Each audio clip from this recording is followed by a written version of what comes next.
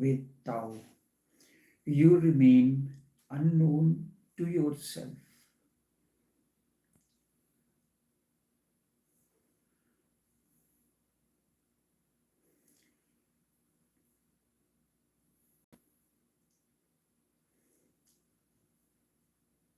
This is the natural way of living, guided by the society and egocentric identities.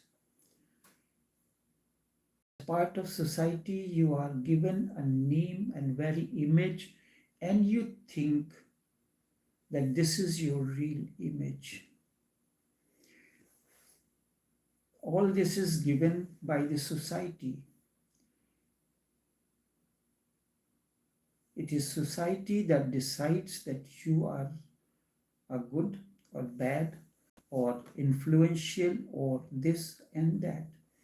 The image, the form is also given by the society, and the reality is you do not know yourself. In psychology, we use the word self-actualization. You have not actualized your real worth. What people say is important. Whereas a master will say something as an encouragement to you. He will not praise you in front, while the society will praise you in front, or the social norms is that it will praise you in front and behind may talk something bad or something that is not accepted to the person. I recall I was never received any prayers from my grandmother or my uncle, the Sufi master.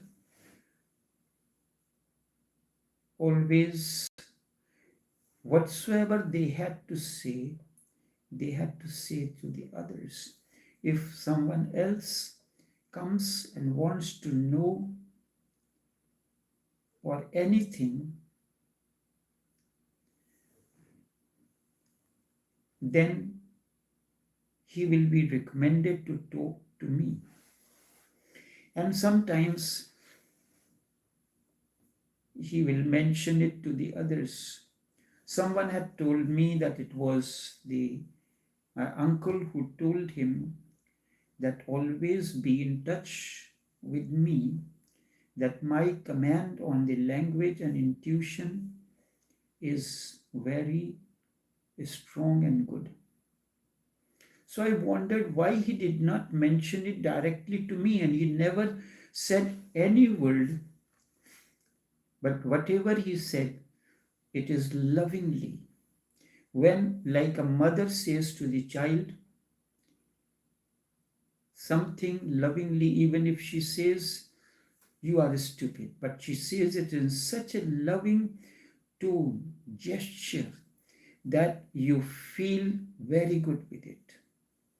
So it is the tone, it is the modulation which is very important, and that can happen only in intimate relationship.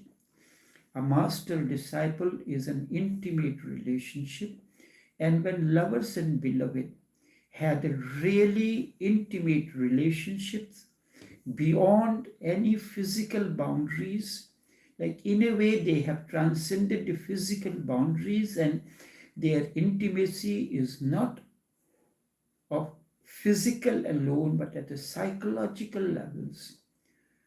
When they use this modulation and words, a balance between these kind of words, like you are stupid or something. This is just an indication. There are many words that in that intimate, beyond physical boundaries, the couples use among themselves. And this is, in a way, It is an expression of deep love and encouragement. So basically, the man remains unknown to himself because he depends on what the society says. Whereas when there is an intimate relationship between lovers and beloved, they do not pay attention to what others say about them. What is more important, how does my beloved or how does my lover feel in my company? Is our company, is my company, the way I deal with him emotionally and at a physical and all other levels, fulfills him or her and gives him an unexplainable level of fulfillment. That is what matters to them. That is why these companies, such an intimate company, becomes an encouragement for both, and they can face any outside challenge because of this deep understanding between them. I had visualized this, and now I have experienced this, and this is the kind of an intimate male female relationship surrounds me. Not only on a personal basis, but also to a great extent as master disciple relationship as well. But it must emanate from your personal deep experience. If your life with your spouse is of such a deep depth, then this is the center. And then whatsoever flows out of your center to the circumference, and it is on the circumference you interact with others, maybe friends, family members, or employees, or co-workers, or some other persons in society. It is that inner bliss that you have experienced at the center in the company of your eternal beloved. It can happen meditatively as well as when your intimate relationship with your spouse or between husband and wife is of that meditative nature. Then your interaction with others, interaction on the circumference will be different than what used to be when there was lack of this intimacy, harmony, oneness, and bliss in your life. But when you remain unknown to yourself, as happens naturally in most of the cases, it creates a basic anxiety. You are there in the relationship, in your intimate relationship, as and that is center, and going to interact on the circumference, but you are unknown to yourself. This lack of knowledge about oneself is the ignorance, and you interact with your spouse at the center and with others on the circumference cannot be destroyed by any kind of knowledge which others can give you, or you can gather through, you can gather it from outside source without any deeper experience. It must emanate as an expression, as a radiation of your own experience. And what emerges out of your experience is not knowledge, but wisdom that you can utilize as knowledge because it is supported by your own personal experiences or the way you have honeymooned with your life, with your day to day interactions. It is not given to you by outside forces. Whatsoever was your way of dealing with the others on this circumference but was based on the knowledge given by the others in society or what you have learned in the schools and colleges, but it has not become your experience. But when your interaction with your eternal beloved means can be outside, or with your interaction between yin and yang, that is within, or between lovers and beloved into the outer realm, then you experience something, it becomes your realization, and your knowledge becomes a fragrance of that. You do not worry about name, form, or anything.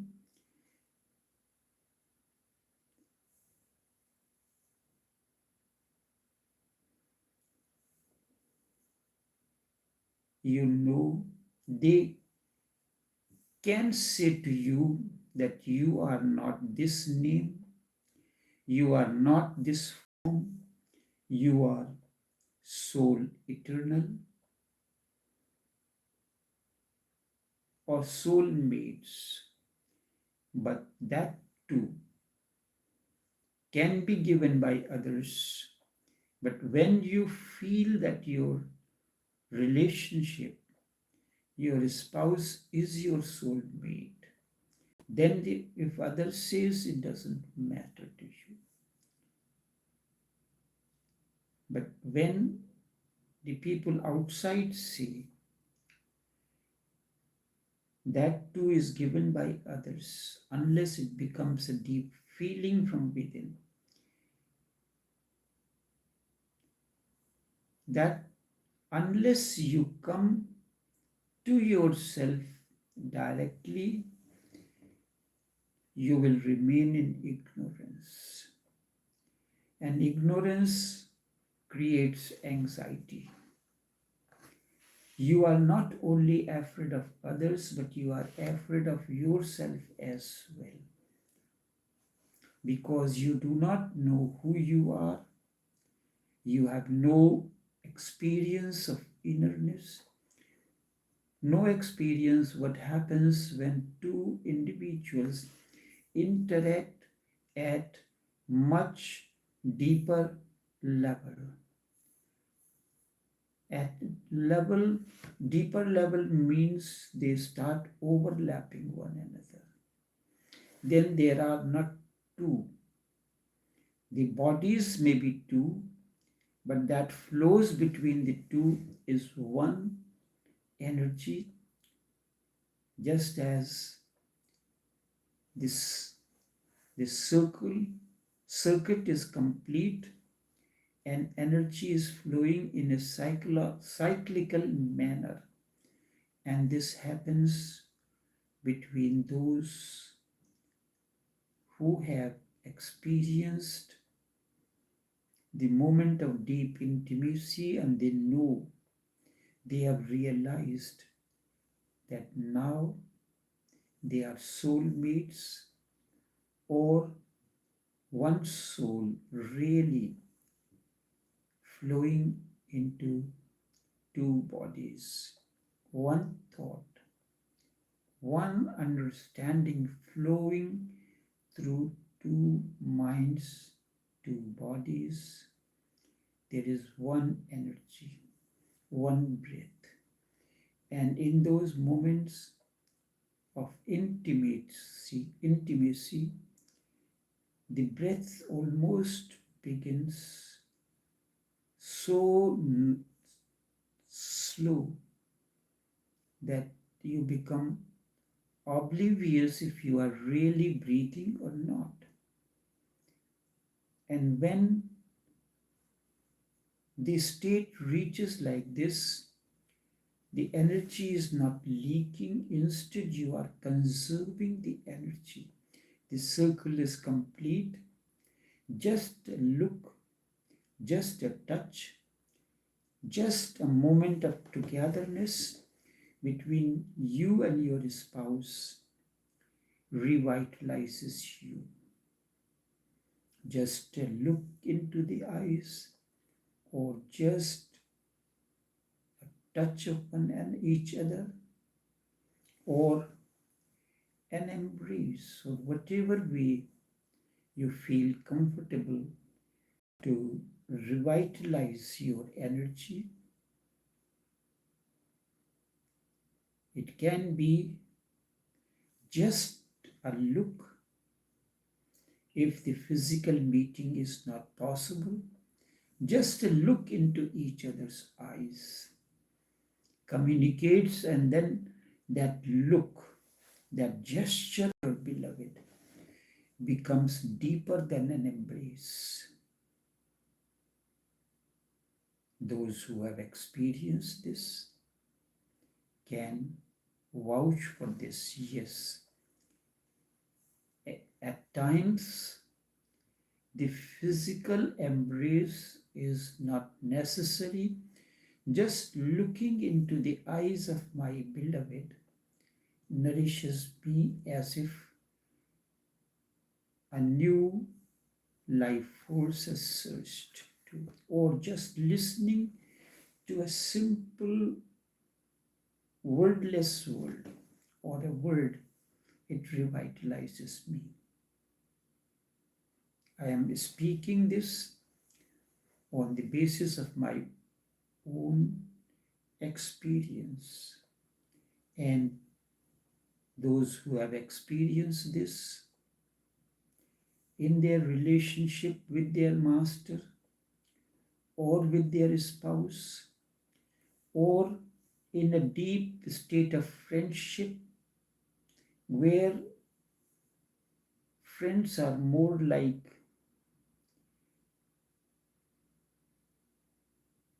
intimate lovers, lovers of life. There is no need for any kind of physical or sexual interaction between them. Then it can happen that way. What is possible, what will erupt out of you next moment, otherwise, in general way, you do not know. So trembling continues and life becomes a deep anxiety.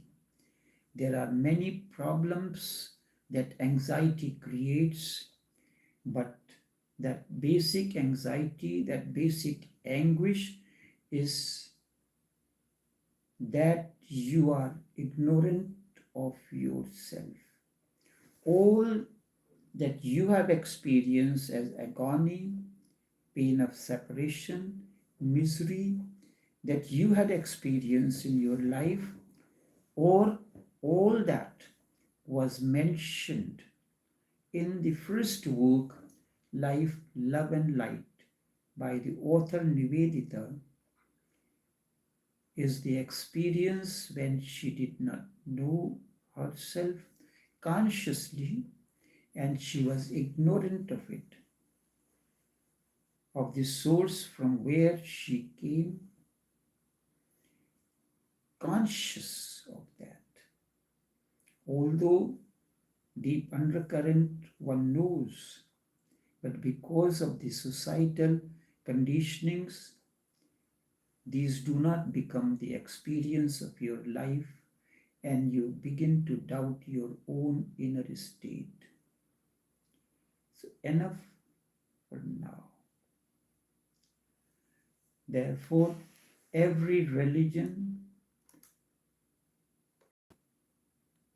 says that you have to go into your solitude, nourish your intimacy, nourish your aloneness.